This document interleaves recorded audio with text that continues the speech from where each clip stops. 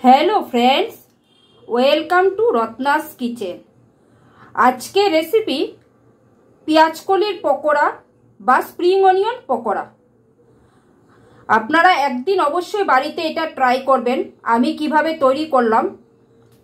তো বন্ধুরা, এখন তো রমজান মাস চলছে, আপনারা রমজানের ইফতারে এই পকোড়া রেসিপিটা রাখতে পারেন। আশা করি আপনাদের ভালো লাগবে। তো আজকে আমি কিভাবে এই পেঁয়াজ কলির পকোড়া বা স্প্রিং অনিয়ন পকোড়াটা তৈরি করলাম সেটাই এখন আপনাদের সাথে শেয়ার করব। বন্ধুরা দেখুন কি সুন্দর হয়েছে দেখতে, খেতেও খুব অপূর্ব লাগে। আর যদি ভিডিওটা আপনাদের ভালো লাগে আর আপনারা যদি ইউটিউব থেকে আমার ভিডিওটা দেখে থাকেন তাহলে প্লিজ আমার চ্যানেলটাকে সাবস্ক্রাইব করার অনুরোধ রইল, আর পাশে থাকা বেল আইকনটাও প্রেস করার অনুরোধ রইল। আর আপনারা যদি ফেসবুক থেকে আমার ভিডিওটা দেখে থাকেন তাহলে আমার চ্যানেলটাকে ফলো করার অনুরোধ রইল। তো বন্ধুরা চলুন আজকে আমি কিভাবে এই পেঁয়াজ কলি দিয়ে পকোড়া তৈরি করলাম সেটাই এখন শুরু করব। তো আপনারা একদিন বাড়িতে অবশ্যই এটা ট্রাই করবেন, আর যদি ভালো লাগে তাহলে আমাকে কমেন্টস বক্সে জানাবেন, আর একটা লাইক করতে ভুলবেন না বন্ধুরা। বন্ধুরা স্প্রিং অনিয়ন পকোড়ার জন্য আমি এই যে এরকম স্প্রিং অনিয়নটাকে ভালো করে ধুয়ে পরিষ্কার করে নিয়েছি, আর এখন আমি এটাকে পকোড়ার জন্য কেটে নেব। আমি প্রথমে মাথাটাকে এইভাবে একটু কেটে নিচ্ছি, তারপর ঠিক এরকম করে লম্বা শেপ করে এক সাইজ করে কেটে নেব।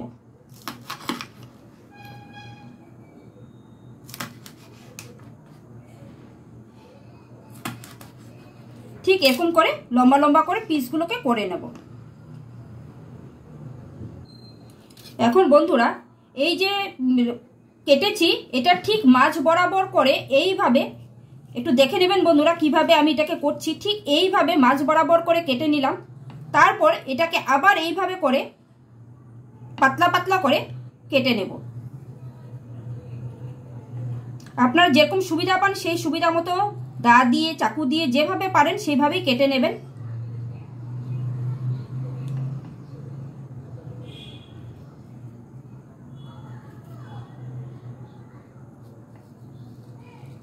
দেখেছেন বন্ধুরা ঠিক এরকম ফুলের মতো হয়ে যাবে।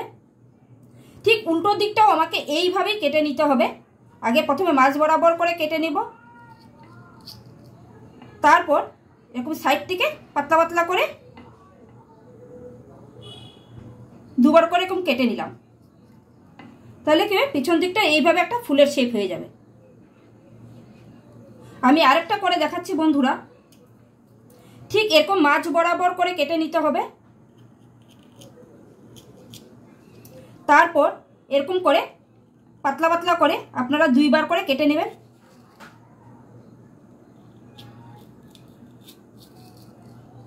দেখুন বন্ধুরা ঠিক এরকম ফুলের মতো হয়ে যাবে। ঠিক উল্টো দিকটাকে এইভাবেই করতে হবে।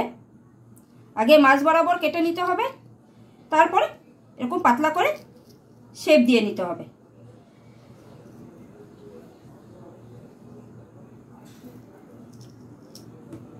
দেখুন বন্ধুরা দুটো সাইডকে এইভাবেই কেটে নিতে হবে। বন্ধুরা এইভাবে তো আমি এগুলোকে কেটে নিয়েছি। এখন আমি একটা টুথপিক নেব, এই টুথপিকটা দিয়ে আমি এইগুলাকে এই টুথপিকের মধ্যে এইভাবে গেঁথে নেব, তাহলে আমার পকোড়াগুলো ভাজতে খুব সুবিধা হবে। ঠিক এইভাবে একটাকে এইভাবে নিয়েছি। দেখুন বন্ধুরা আমি কিভাবে করছি, একটা সোজা নিয়েছি একটা লম্বা করে দেব। এই দেখুন ঠিক লম্বা করে দিলাম, আবার একটা সোজা করে দেব,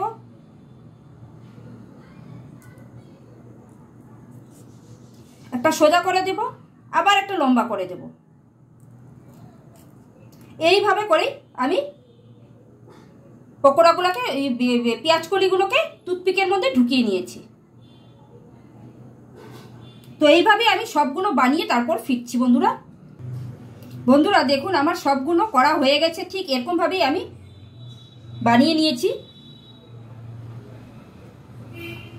এটা খুব একটা ইউনিক রেসিপি বন্ধুরা, পেঁয়াজ কলি বা স্প্রিং অনিয়নের পকোড়া।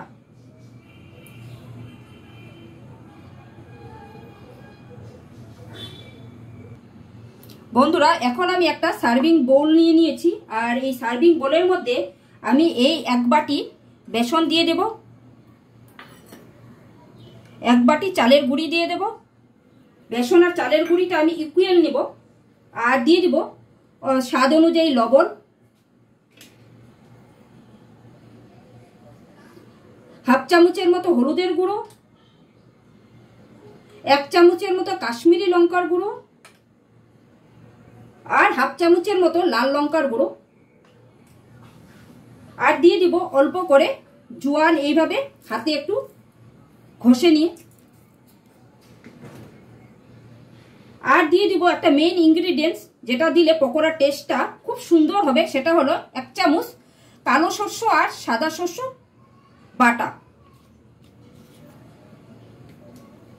এখন আমি এগুলোকে খুব ভালো করে একটু জল দিয়ে একটা ব্যাটার তৈরি করে নেব। এখন বন্ধুরা এটার মধ্যে আমি অল্প অল্প করে একটু জল অ্যাড করব আর একটা ব্যাটার তৈরি করে নেব।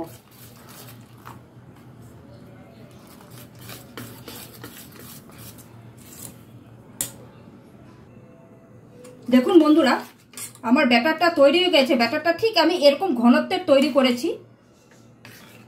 এখন চলুন বন্ধুরা, এখন পকোড়াটা ফ্রাই করব।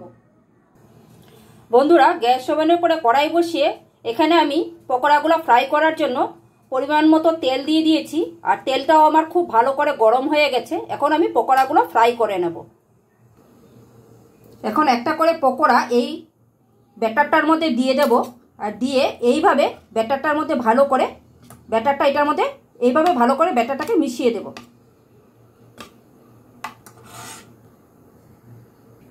দেখুন বন্ধুরা, ব্যাটারটাকে আমি খুব ভালো করে মিশিয়ে নিয়েছি। এখন এইভাবেই চামচের সাহায্যে তুলে এটাকে আমি তেলের মধ্যে ছেড়ে দেব।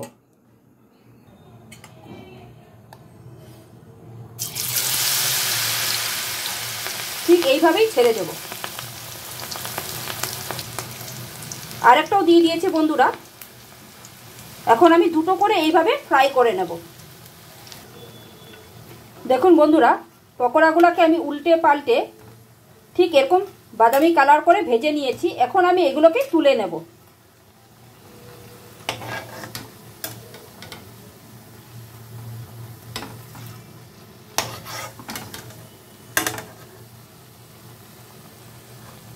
দেখুন বন্ধুরা, ঠিক এরকম কালার করেই ভেজে নিতে হবে।